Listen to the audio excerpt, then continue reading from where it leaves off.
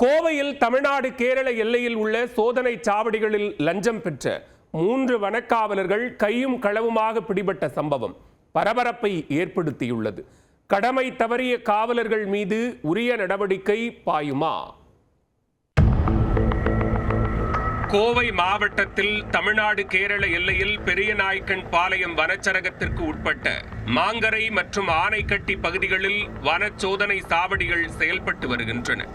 இந்த சோதனை சாவடிகள் வழியாக நாள்தோறும் நூற்றுக்கணக்கான வாகனங்கள் வந்து செல்கின்றன. குறிப்பாக கேரள மாநிலம் பாலக்காடு மாவட்டத்தில் உள்ள கோட்டத்துறை, மன்னார்காடு, சோலையூருக்கு அதிகப்படியான வாகனங்கள் செல்கின்றன. கனரக வாகனங்களில் பொருட்களை எடுத்துச் செல்லும் போது 2 சோதனை சாவடிகளிலும் சோதனை மேற்கொள்ளப்படுவது வழக்கம். ஆனால் இந்த சோதனை சாவடியில் பணியில் இருக்கும் சில வனக்காவலர்கள் வாகன ஓட்டிகளிடம் கையூட்டு பெறுவதாக தொடர்ந்து புகார்கள் எழுந்துள்ளன.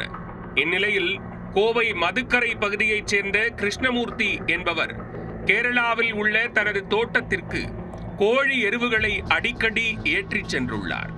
வழக்கம் போல கடந்த செப்டம்பர் 27ஆம் தேதி கோழி எருவுகளை பல்லடத்திலிருந்து லாரி மூலம் அனுப்பி வைத்துள்ளார். அப்போது 2 சோதனை சாவடிகளிலும் லாரி ஓட்டுநர்களிடம் வனக்காவலர்கள் லஞ்சம் பெற்றதாக கூறப்படுகிறது. மாங்கரை சோதனை சாவடியில் வனக்காப்பாளர் செல்வகுமார் 1000 ரூபாயும், ஆனைக்கட்டி சோதனை சாவடியில் வனக்காவலர் சுப்பிரமணியம் 1000 ரூபாயும் லஞ்சம் வாங்கியதாக குற்றம் சாட்டப்பட்டது. இதுகுறித்து லாரி ஓட்டுநர்கள் உரிமையாளர் கிருஷ்ணமூர்த்தியிடம் ஆதாரத்துடன் தெரிவித்துள்ளனர். பின்னர் லஞ்ச ஒழிப்புத்துறை போலீசாரிடம் புகார் அளிக்கப்பட்டுள்ளது. இந்த நிலையில் மீண்டும் கோழி எருவுகளை எடுத்துக்கொண்டு லாரிகள் கேரளா நோக்கி சென்றுள்ளன. அப்போது சோதனை சாவடிகளில் லஞ்சம் கேட்கப்படும் என்று கிருஷ்ணமூர்த்தி லஞ்ச ஒழிப்புத்துறை அதிகாரிகளுக்கு தகவல் தெரிவித்துள்ளார்.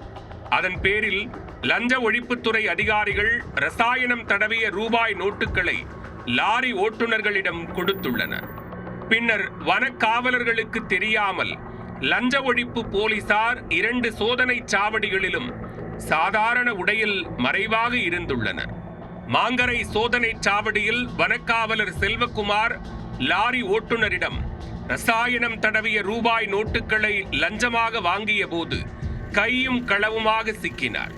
இதே போன்று ஆனைக்கட்டி சோதனை சாவடியிலும் வனக்காவலர் சதீஷ்குமார் லஞ்ச ஒழிப்பு துறையினர் விரித்த வலையில் சிக்கிக் கொண்டார். அதே சமயம் சுப்பிரமணியம் அங்கு வந்தபோது லஞ்ச ஒழிப்புத்துறை போலீசார் அவரையும் பிடித்தனர். லஞ்சம் வாங்கிய போது பிடிபட்ட 3 பேரிடமும் கோவை மாவட்ட ஊழல் தடுப்பு மற்றும் கண்காணிப்புத்துறை காவல் ஆய்வாளர்கள் பிரபுதாஸ், ஆறுமுகம் மற்றும் ஏடிஎஸ்பி ராஜேஷ் தலைமையில் 12 பேர் 2 குழுக்களாக விசாரணை நடத்தி வருகின்றனர். விசாரணையின் முடிவில் அடுத்த கட்ட நடவடிக்கை எடுக்கப்படும் என்று அதிகாரிகள் தெரிவித்துள்ளனர்.